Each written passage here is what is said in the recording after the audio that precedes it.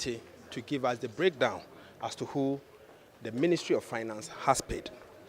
We are hearing, and an authority, we are hearing that they've paid the likes of McDan, they have paid Bank Switch, they have paid even the special prosecutor an amount of judgment debt.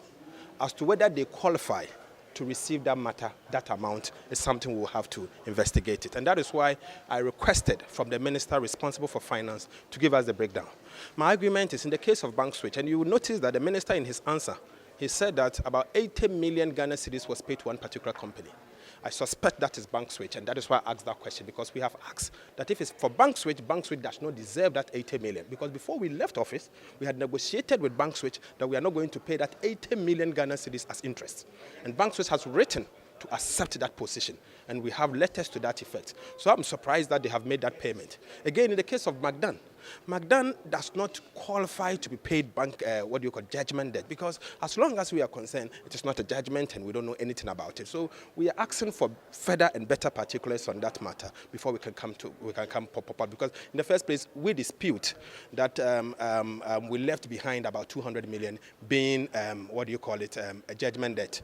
We did not leave that kind of amount as judgment debt. In fact, and that's why I said he cannot just come and then throw about numbers and go away. No, we need the breakdown of those numbers. We want to know who he has paid, for what purpose, and we want to interrogate the judgment as to whether they are default and whose responsibility is it to ensure that government actually don't pay that judgment. Because 285 million Ghana cedis is quite a lot of money. It can do a lot of things, and we want to find out whose action in action has caused that.